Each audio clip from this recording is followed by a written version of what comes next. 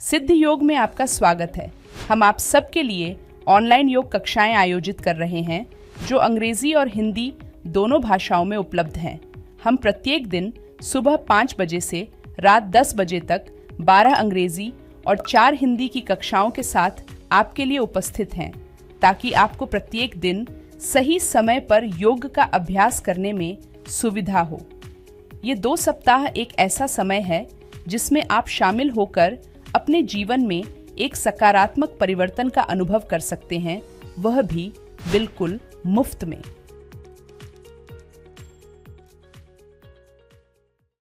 दोस्तों, क्या आपकी लोअर बॉडी की फ्लेक्सिबिलिटी बहुत ज़्यादा कम है? आपके हिप मसल्स और हैमस्ट्रिंग मसल्स बहुत ज़्यादा टाइट हैं? आपके हिप जॉइंट्स की फ्लेक्सिबिलिटी और मोबिलिटी बहुत ज़्यादा कम है, जिसकी वजह से आपको बैक पेन की शिकायत रहती है और धीरे धीरे आगे चलकर आपको और भी समस्या आ सकती हैं, जैसे कि स्लिप डिस्क या साइटिका की समस्या भी आ सकती है।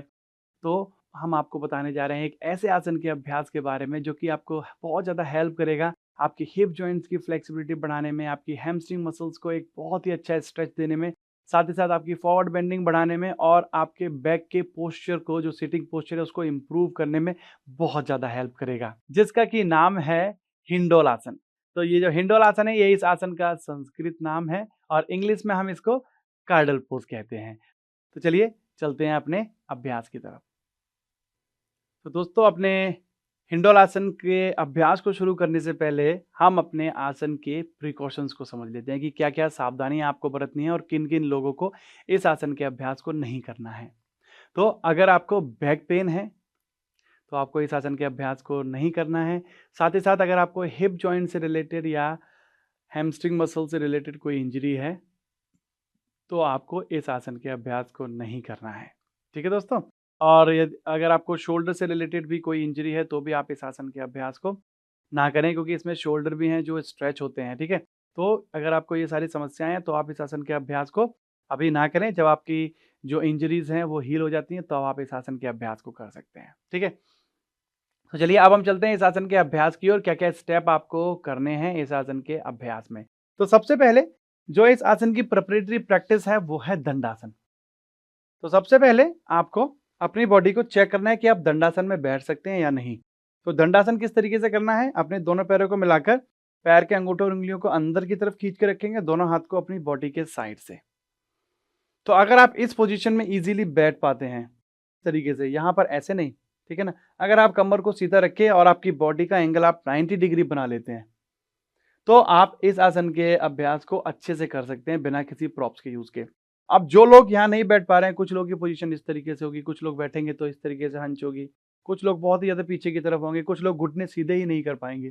तो ऐसे लोगों को योगा प्रॉप्स की जरूरत पड़ेगी। तो आप लोगों को ब्लॉक चाहिए होगा या फिर आप इस तरीके का फोल्डेबल कुशन ले सकते हैं। ठीक है ना? अगर कुशन नहीं है तो घर पर आपकी जो भी ब्लैंकेट है वो आप यूज कर सकते हैं। ठीक है? तो आपको करना है क्या, इस तरीके का फोल्डेबल ब्लैंकेट आप ले लीजिए, उसको अपने हिप के नीचे रख लीजिए। तो ये आपको हेल्प करेगा आपको कमर से सीधा होकर बैठने में इस तरीके से। तो जब आप अपने हिप्स के नीचे कुछ चीज रख लेंगे और आपके हिप थोड़ा सा हाइटेड हो जाएंगे मैट से, तो आप अच्छे से सीधे होकर बैठ पाएंगे, आपकी कमर बिल्कुल सीधी रहेगी। तो पहले आपको ये प्रिपरेटरी प्रैक्टिस करनी है। जो लोग बिगिनर हैं, जो दंडासन में नहीं बैठ पा रहे हैं सिंपली, तो वो पहले इस तरीके से सीधे बैठकर यहाँ पर प्रैक्टिस करेंगे। ठीक है ना? तो ये प्रिपरेटरी प्रैक्टिस है अपने हिंडोलासन के अभ्यास के लिए। ठीक है ना? तो ये सबसे जरूरी है, आप यहाँ पर प्रैक्टिस करें 2 से 3 बार। आप दंडासन में 30-30 सेकंड के लिए आप बैठकर इस आसन के अभ्यास को करना है आपको। ठीक है? आप चलते हैं अपने अगले स्टेप की तरफ।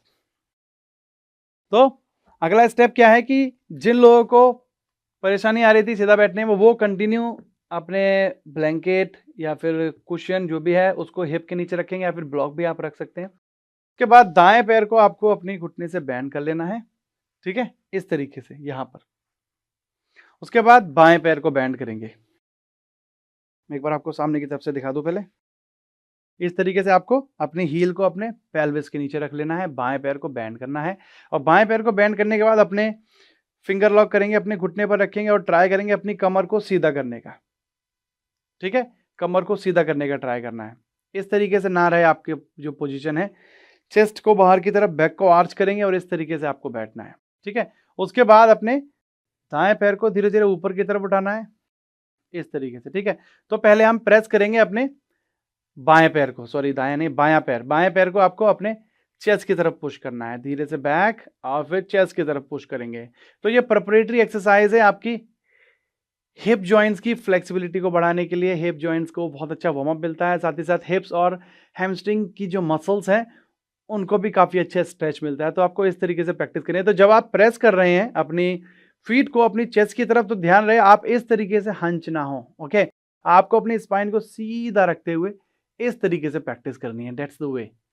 आप धीरे धीरे सीधा, फिर एल्बोज बैंड, प्रेस, एल्बोज को सीधा। तो 5 से 10 बार आप इस तरीके से प्रैक्टिस कीजिए पहले, ठीक है ना।